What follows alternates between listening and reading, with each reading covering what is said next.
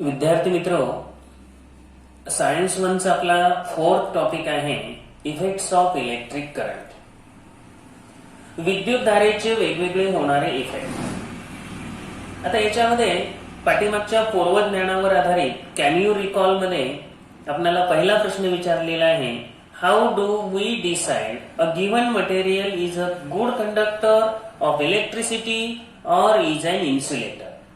आता good conductor म्हणजेच काय, विद्युत वाहक, सुवाहक. आणि इन्सुलेटर म्हणजे दुर्वाहक.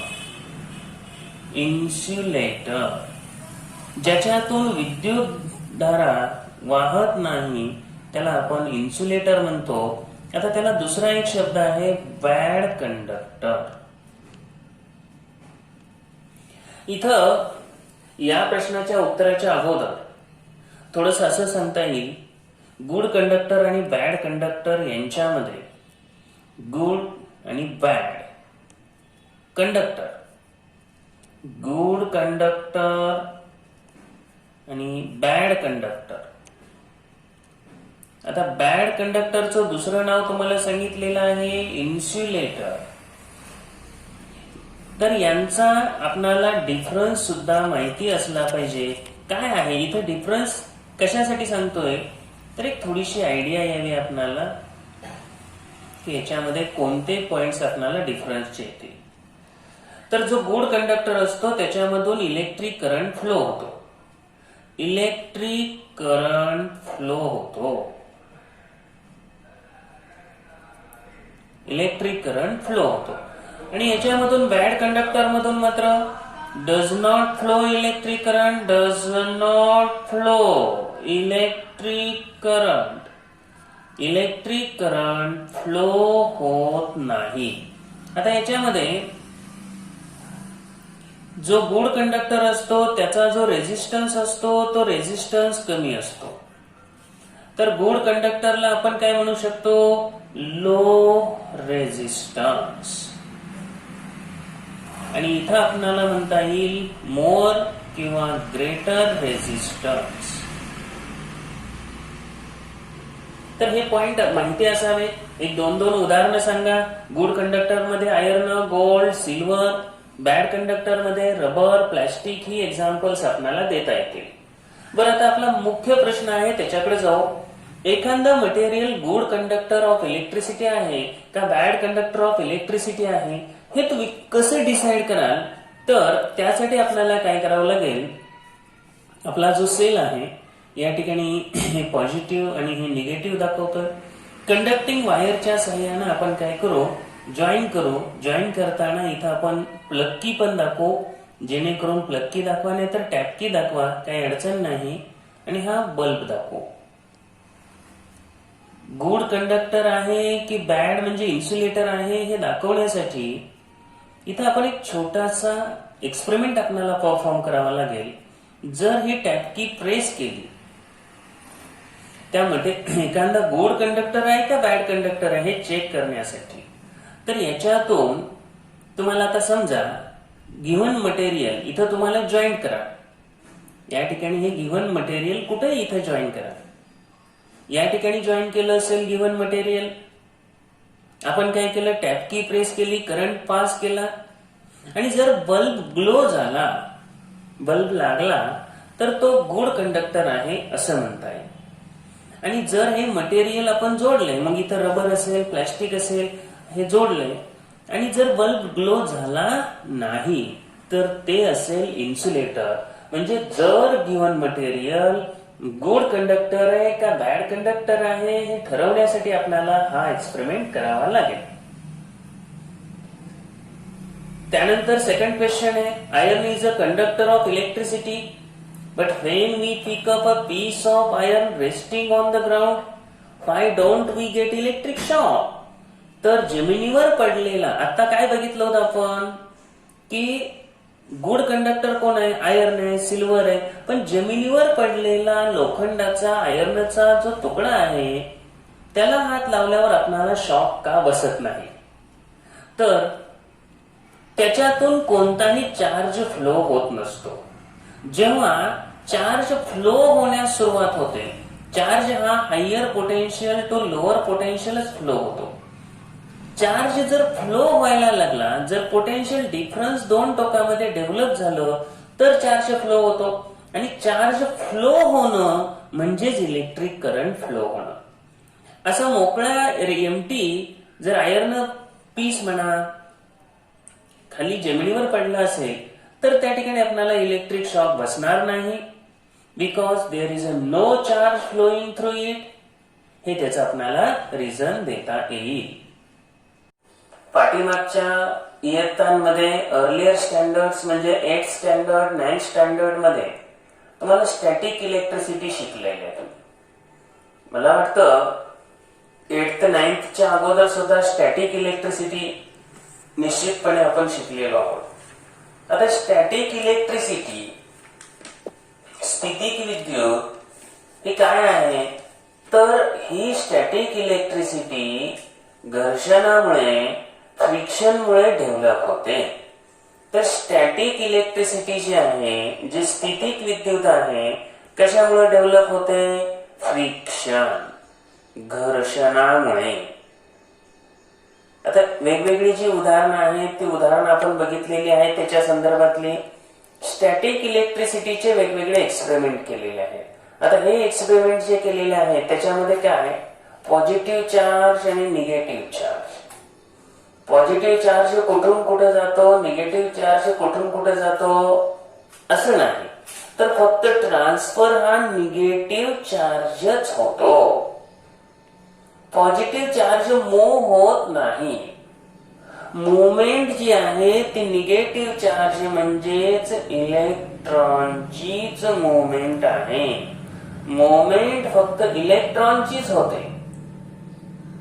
मुवमेंट ही इलेक्ट्रॉनचीच होते आणि चार्ज जो मूव्ह होतो तो फक्त निगेटिव्ह आहे.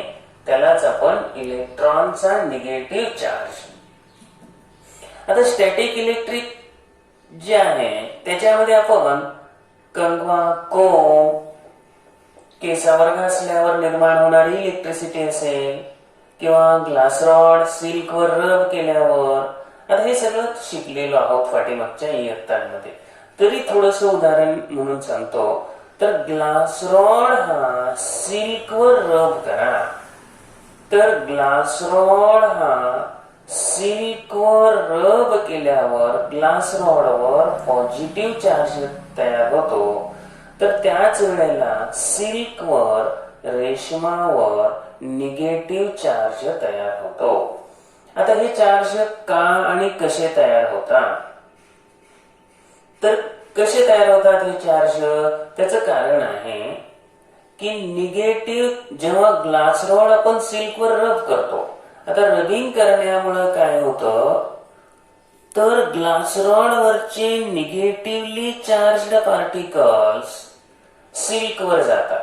म्हणजे ग्लास रॉड वर पूर्वी पॉझिटिव्ह आणि निगेटिव्ह चार्जेस इक्वल होते.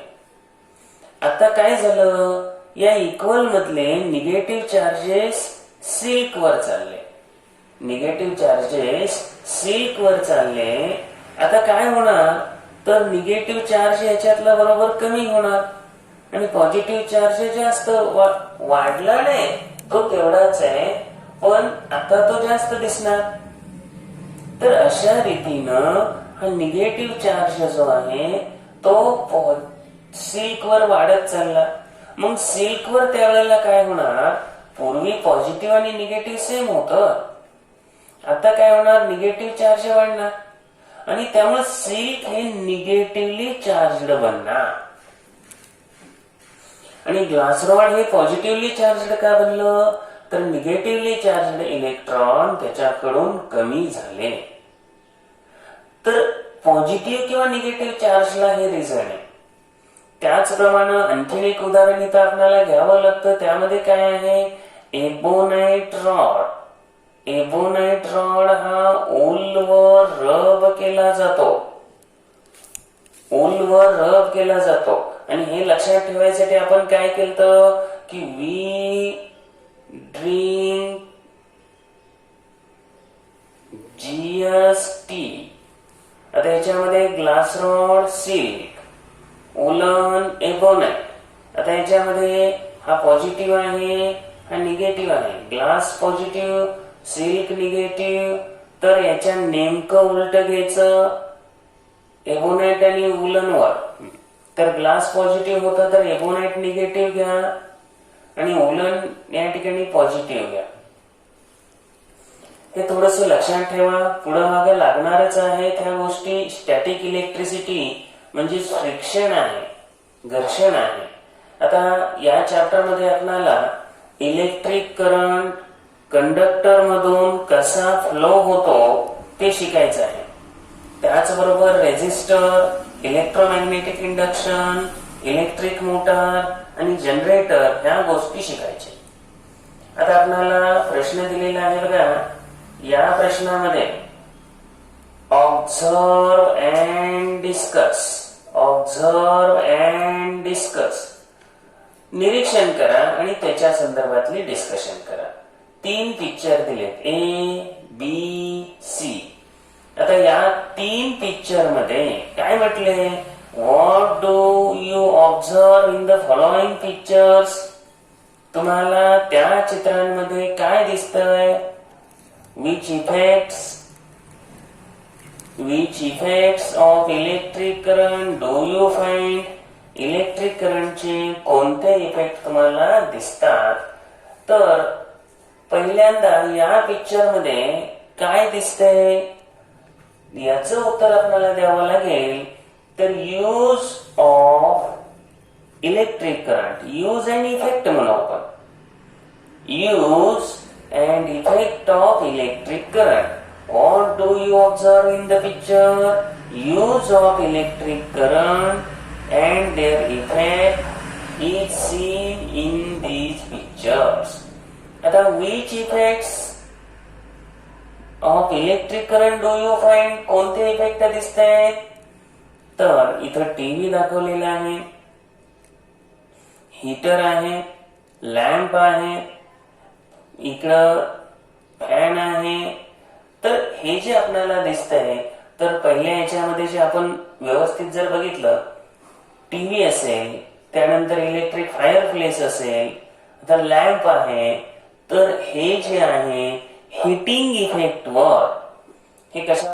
दुसरा जो फॅन दिलेला आहे, आता फॅन हा रोटेट होतो. तर हा फॅन रोटेट होणं magnetic effect of electric current येणार, कारण त्याच्यामध्ये मोटार बसवलेली आहे.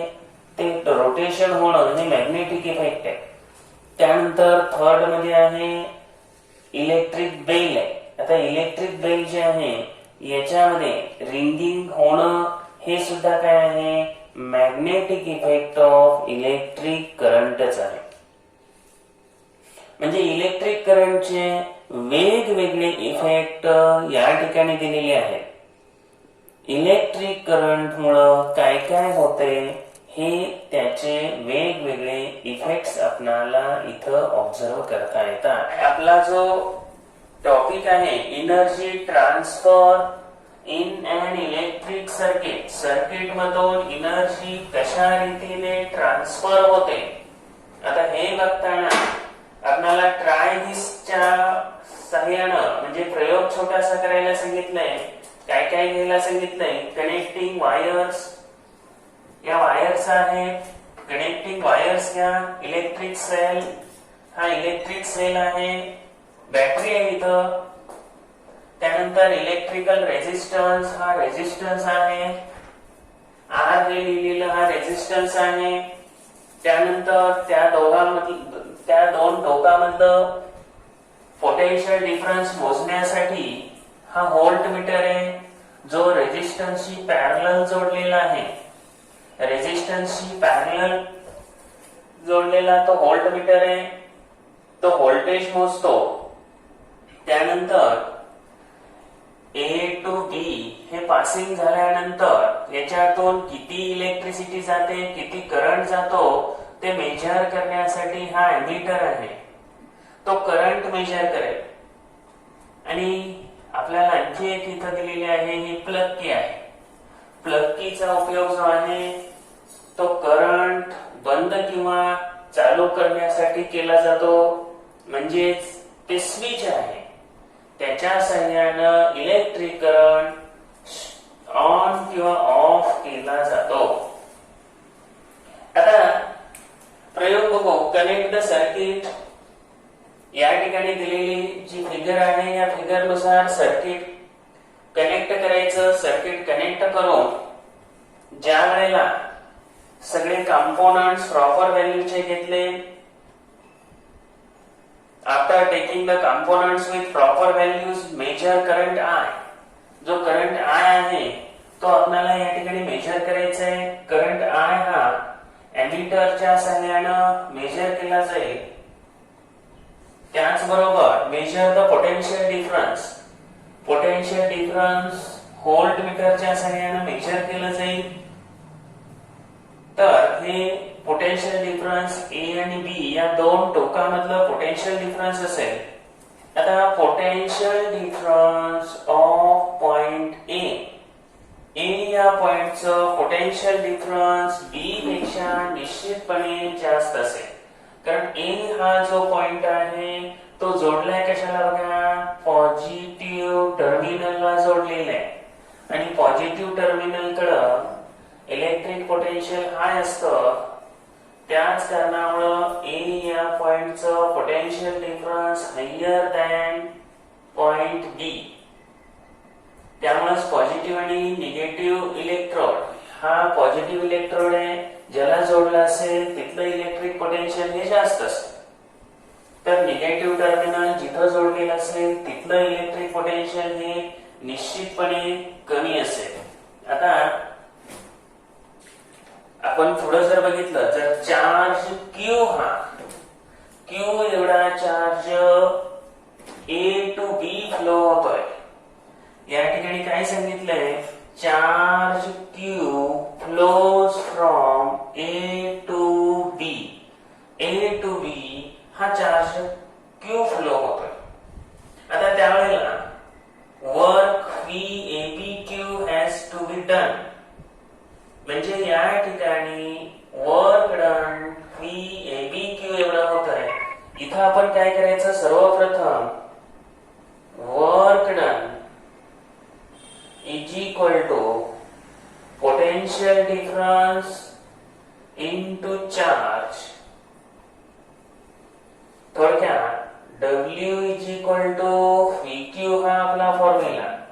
या ठिकाणी AB या वायरचं पोटेन्शियल डिफरन्स त्यांनी मेजर केलेला आहे, आपल्याला दिले. तर ते पोटेन्शियल डिफरन्स आपल्याला दिलेला आहे VAB. आणि चार्ज जो आहे तो क्यू हा चार्ज घेतलाय.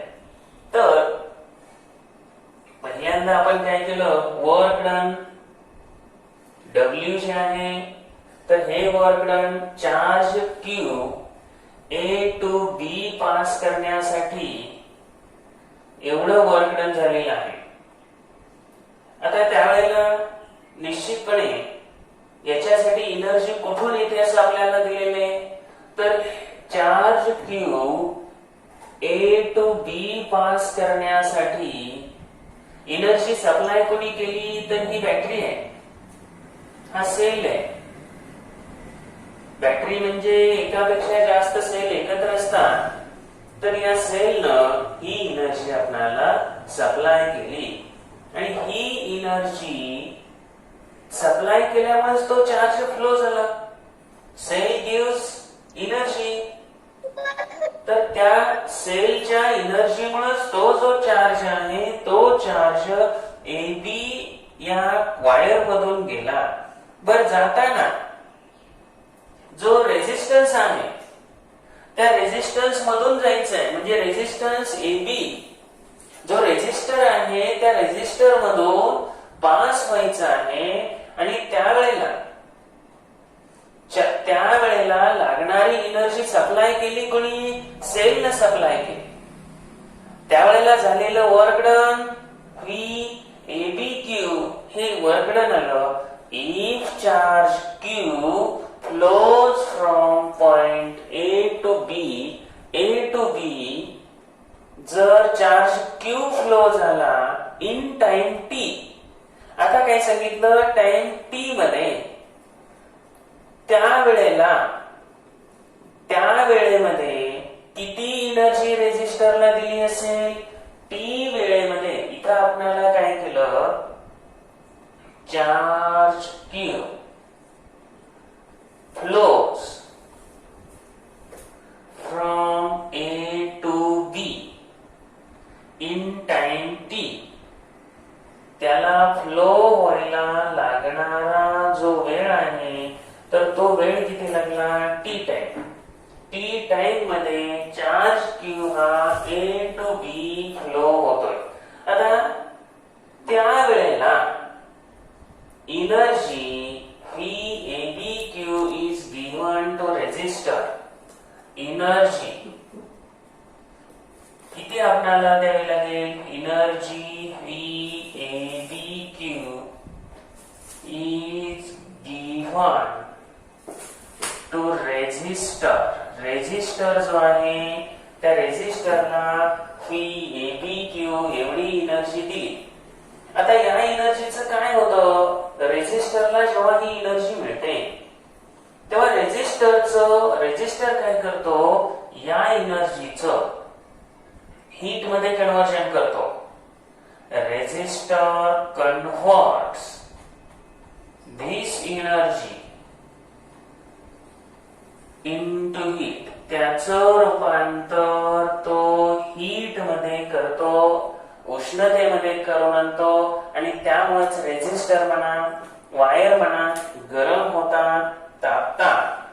टेम्परेचर त्याच कारणामुळे वाढतं. रेझिस्टरचं टेम्परेचर वाढण्याचं कारण, रेझिस्टरला मिळालेली जी एनर्जी आहे त्याचं कन्व्हर्जन कशामध्ये होत आहे, हीट मध्ये होत आहे, आणि त्याच कारणामुळं त्याचे टेम्परेचर इन्क्रीज होतं. आता यूज युअर ब्रेन पॉवर मध्ये आपल्याला प्रश्न दिले, if the circuit resistor is replaced by motor. हा जो रेझिस्टर आहे या रेझिस्टरच्या ऐवजी जर मोटार घेतली, इलेक्ट्रिक मोटार जर आपण घेतली, तर in which form of energy will energy given by the cell transformed into. If in the circuit resistor is replaced by motor, in which form will energy given by the cell get transformed into? तर मोटारीचं रूपान, motor काय करेल त्या एनर्जीचं, mechanical energy मध्ये transformation करेल. या ठिकाणी आपल्याला इलेक्ट्रिकल पॉवर हा कॉन्सेप्ट इथे येतोय. P is equal to electrical power, त्याला P सपोज केलं. नाव P is equal to electrical power. Power म्हणजे कार्य करण्याचा दर असतो. पॉवर म्हणजे काय, work done per unit time, म्हणजेच डिवायडेड बाय टाइम. पण वर्क डन, एनर्जी हे सेम आहे, आणि त्यामुळे आपल्याला इथं electrical power is equal to काय केलेलं आहे, energy required. Energy required upon time.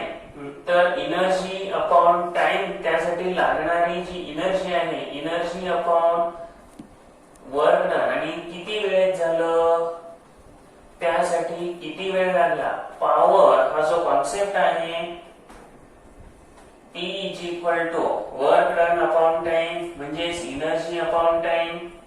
तर या ठिकाणी जी एनर्जी सप्लाय केलेली आहे VABQ वर आपण काढलेली आहे. Work done energy VABQ supply केली. आता किती वेळ सप्लाय केली, टी टाइम सप्लाय केली. बर, टी टाइम सप्लाय केली, याची थोडी फोड केली, PAB into Q upon T. जर Q अपॉन टी असेल, Q अपॉन टी असेल, तर Q अपॉन टी ची किंमत आपण बदलू, VAB into Q upon T म्हणजेच काय, R. Q अपॉन टी म्हणजेच R. इथं आपल्याला जो फॉर्म्युला मिळाला तो काय मिळालेला आहे, P is equal to VI. P is equal to VI. Last इयरला पण हे झालेलं आहे. P is equal to VI. Power is equal to potential difference into current. आता सोर्स ऑफ एनर्जी सेल काय करतो टी वेळेमध्ये आता इथं आपण जर पाहिलं एनर्जी किती सप्लाय केली हे कसं काढणार तर पीटी. तर जो सोर्स ऑफ एनर्जी आहे जो सेल आहे तो सेल किती एनर्जी सप्लाय करेल तर पीटी एवढी एनर्जी सप्लाय होईल. आणि जर त्यावेळेला करंट आय फ्लो होत असेल, आता या ठिकाणी आपण काय करणार आहोत सोर्स ऑफ एनर्जी म्हणजे या ठिकाणी हा जो सेल आहे हा सेल एनर्जी किती सप्लाय करणार आहे हे इथं आपण फाइंड करणार आहोत. तर सप्लाइड एनर्जी काय आहे सेल कडून होणार आहे, तेव्हा या ठिकाणी हा चार्ज फ्लो होणार आहे. मग सप्लाय झालेली जी एनर्जी आहे ती पीटी असेल, कारण इथं आपल्याला energy upon time is equal to P is equal to W किंवा energy upon T time. Therefore energy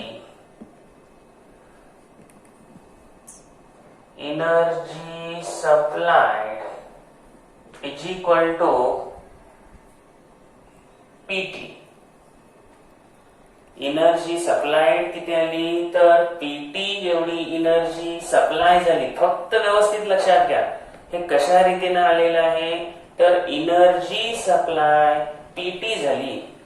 आता एनर्जी पीटी सप्लाय होत असताना जर आय हा करंट याच्यामधून या सेल मधून आय हा जो करंट आहे आय हा करंट जर फ्लो होत असेल तर त्या ठिकाणी इफ I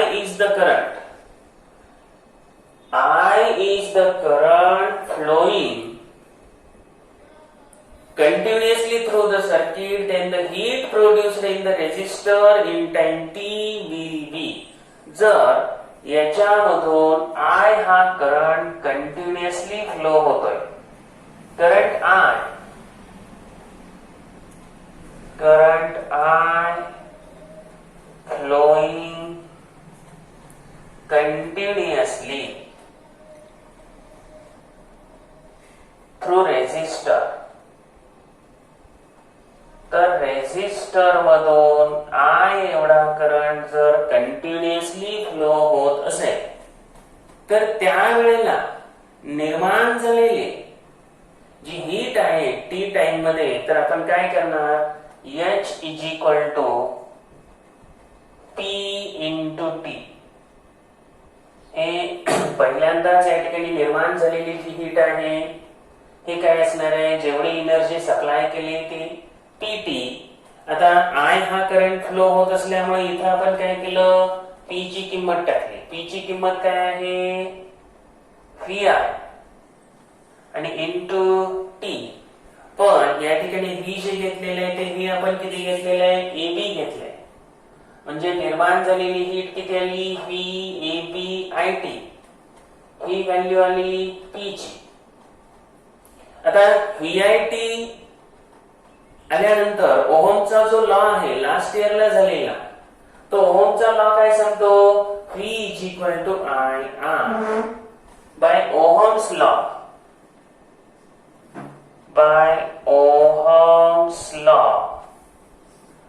तर ओहमचा लॉ काय आहे V is equal to V म्हणजे potential difference V is equal to I.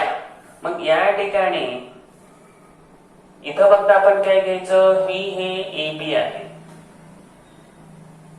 V is equal to जर IR असेल V ची किंमत इथं टाकली तर आपल्याला काय मिळेल therefore H is equal to VI जे आहे V ची व्हॅल्यू काय आहे IR into I into T म्हणजे काय मिळालं I स्क्वेअर RT. किती हीट निर्माण झाली I स्क्वेअर RT एवढी हीट निर्माण झाली. आता एक एक किंमत आपण भरल्यानंतर अशा रीतीने इथपर्यंत पोहोचलो. आता हा जो आहे ज्यूल्स लॉ आहे. V is equal to I R. V ची जी किंमत ओहम्स लॉ नुसार आपण याच्यामध्ये भरली, V is equal to I R into I T, I into I square R T. त्याच बरोबर जर आय ची जरी किंमत भरली, या ठिकाणी आय आहे, या आय ची किंमत भरल्यावर कसं येऊ शकतं बघा ना, H is equal to V ची किंमत भरली होती, आता V आहे असं ठेवायचं. I ची किंमत काय येणार इथं, V upon R into T. तर H is equal to V square upon R. तर V square T upon R हा फॉर्म्युला मिळाला. थोडक्यात H is equal to I square R T हा पण फॉर्म्युला असेल, V square upon R T हा पण फॉर्म्युला असेल. तर हा आहे Joule's law. This is Joule's law. निर्माण झालेली जी हीट आहे ती हीट आपण या ठिकाणी कॅल्क्युलेट केली ज्यूल्स लॉ नुसार. ज्यूल्स लॉ सुद्धा डिराईव्ह करायला विचारला जाऊ शकतो. आता याच्यावरून आपण ज्यूल्स लॉचं जे स्टेटमेंट आहे ते स्टेटमेंट लिहू शकतो. काय म्हणता येतं, the heat produced, the heat produced in a conductor of resistance R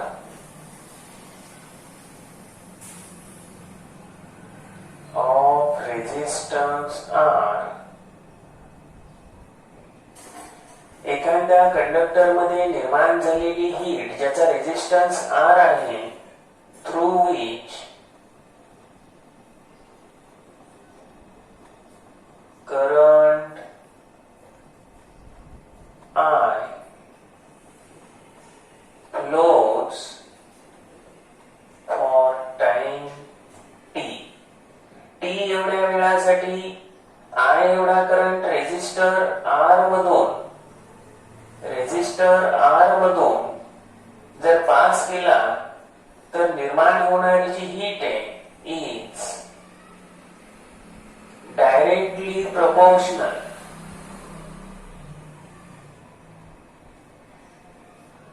कशाशी डायरेक्टली प्रोपोर्शनल आहे बघा, square of current, square of current म्हणजे या ठिकाणी आय स्क्वेअर, सेकंड आहे resistance of conductor R time for which current flows. किती वेळासाठी current flow होतोय, तर हा आहे ज्यूल्स लॉ, ज्याच्यामध्ये heat produced in the conductor depends upon, कशाशी डिपेंड आहे, तर स्क्वेअर ऑफ करंट, त्यानंतर resistance of conductor and time T for which current flows. यानंतर units of electrical power.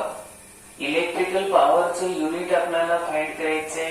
Unit of electrical power. Power is the rate of work done. हे आपण पाठीमागे पाहिलेलं आहे. कार्य करण्याचा जो दर आहे त्यालाच आपण पॉवर म्हणतो. मग आता युनिट ऑफ इलेक्ट्रिकल पॉवर या ठिकाणी आपल्याला जे आलेलं आहे, power P is equal to VI. आता पोटेन्शियल डिफरन्स या ठिकाणी आपण घेतलेला आहे VAB.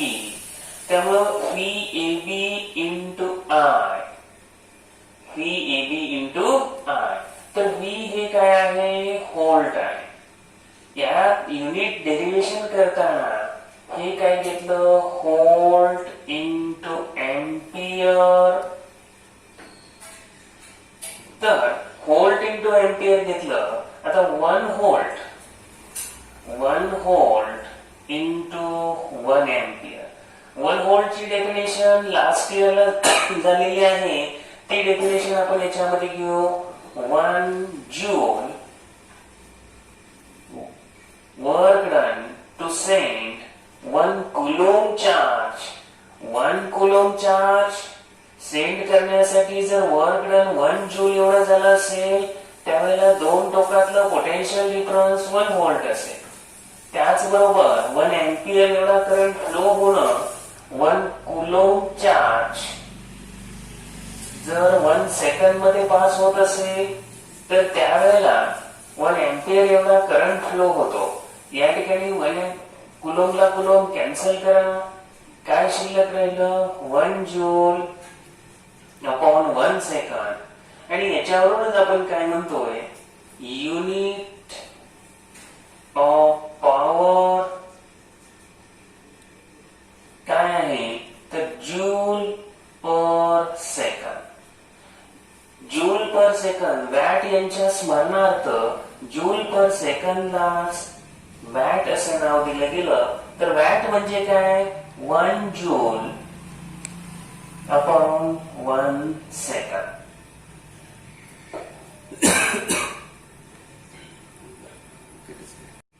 याच्यावरून आपण 1 वॅटची डेफिनेशन सुद्धा आपल्याला करता येईल. कारण कसं आहे, 1 व्होल्ट 1 जूल 1 एम्पियर ह्या डेफिनेशन आपल्याला विचारल्या जाऊ शकतात. त्या ठिकाणी फक्त काय 1 joule work done in 1 second एवढंच इथं महत्वाचं आहे. लगेच तीच डेफिनेशन कशाची होणार आहे? 1 वॅटची. If 1 joule work done to send 1 coulomb charge from one end to another end in 1 second, then power is said to be 1 watt. आता आणखी काही युनिट्स वापरली जातात पॉवरची, ती सुद्धा माहिती असली पाहिजे. Industrial unit. इंडस्ट्री म्हणजे उद्योग धंद्यामध्ये वापरलं जाणारं जे युनिट आहे, तर ते युनिट आहे horse power. HP horsepower. 1 horsepower 1 HP is equal to 746 watt. जे आपल्याला माहिती असलं पाहिजे. त्यानंतर आपण 1 किलोवॅट आवर. आता हे जे आहे हे इंडस्ट्रियल युनिट आहे. तर कमर्शियल युनिट आपल्या लाईट बिल वर वगैरे येणारे जे आहे ते सुद्धा थोडस माहिती करून घ्यावं लागेल. तर किलोवॅट आवर म्हणजे 1 किलोवॅट इंटू 1 आवर. थोडक्यात या ठिकाणी 1 किलोवॅट मध्ये 1000 वॅट असतील आणि एका तासामध्ये असलेले जे सेकंद आहेत हे 36 आहे. Watt second. तर या ठिकाणी थोडक्यात काय मिळालं आपल्याला? 3600 आणि हे 1000 ने गुणून घेतलं ते 3 झिरो वाढतील. वॅट किलोवॅटचं वॅट मध्ये केलं, आवरचं सेकंड मध्ये केलं, तर watt second that is the joule. आता या ठिकाणी काय आलं? 3.6 असं जर आपण केलं तर हे काय आलं? Into 10⁶ joule. या ठिकाणी आपण जे युनिट मिळवलेलं आहे त्याच्यावरून 1 किलोवॅट आवर म्हणजेच आपल्या लाईट बिल वर येणार 1 युनिट. तर 1 युनिट म्हणजे 3.6 इंटू 10⁶ जूल असतं. हे सुद्धा माहिती असलं पाहिजे. डोमेस्टिक पर्पज साठी electricity used for domestic purpose. Domestic purpose साठी आपण जे वापरतो ते हे युनिट आहे. तर याच्यामध्ये आपण काय म्हणतो? 1 किलोवॅट आवर म्हणजेच 1 युनिट.